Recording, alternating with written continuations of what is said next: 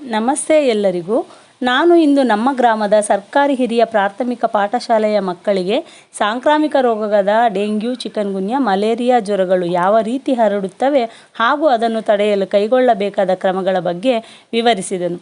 ಹಗಲಲ್ಲಿ ಕಚ್ಚುವ ಸೊಳ್ಳೆಗಳಿಂದ dengue, chikungunya ಹರಡುವುದು. ಸಂಜೆ ವೇಳೆ ಕಚ್ಚುವ ಸೊಳ್ಳೆಗಳಿಂದ malaria ಹರಡುವುದು. ಮನೆಗಳಲ್ಲಿರುವ ಶುದ್ಧವಾದ ನೀರಿನಲ್ಲಿ ಸೊಳ್ಳೆಗಳು ಉತ್ಪತ್ತಿಯಾಗುತ್ತವೆ.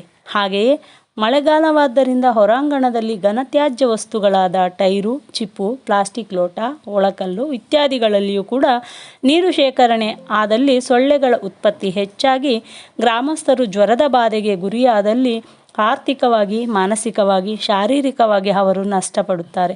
ಆದ್ದರಿಂದ ಪ್ರತಿಯೊಬ್ಬರೂ ತಮ್ಮ ತಮ್ಮ ಮನೆಗಳಲ್ಲಿ ನೀರಿನ ತಾಣಗಳನ್ನು ವಾರದಲ್ಲಿ 2 ಬಾರಿಯಾದರೂ ಸ್ವಚ್ಛವಾಗಿ ಸುಣ್ಣ ಹಾಕಿ ನಾರಿನಿಂದ ಉಜ್ಜಿ ಬಿಸಿಲಿನಲ್ಲಿ 1 ತಾಸು ಒಣಗಿಸಿದ ನಂತರ ಮತ್ತೆ ಅದಕ್ಕೆ ನೀರನ್ನು ಶೇಖರಿಸಬೇಕಾಗುತ್ತದೆ.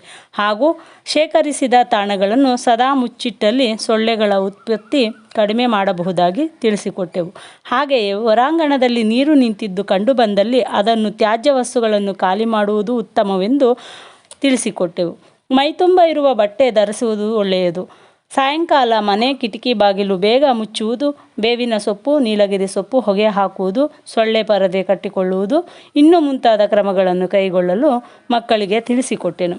ಹಾಗೆಯೇ ಎಲ್ಲ ಕ್ರಮಗಳನ್ನು ಕೈಗೊಂಡಾಗ್ಯೂ ಒಂದು ವೇಳೆ ಜ್ವರ ಬಂದಲ್ಲಿ ತಕ್ಷಣವೇ ಹತ್ತಿರದ ಆರೋಗ್ಯ ಕೇಂದ್ರಕ್ಕೆ ಭೇಟಿ ನೀಡಿ ರಕ್ತ ಪರೀಕ್ಷೆ ಮಾಡಿಸಿ ವೈದ್ಯರಲ್ಲಿ ಸೂಕ್ತ ಚಿಕಿತ್ಸೆ ಪಡೆಯಲು ಮಕ್ಕಳಿಗೆ ತಿಳಿಸಿಕೊಟ್ಟೆನು.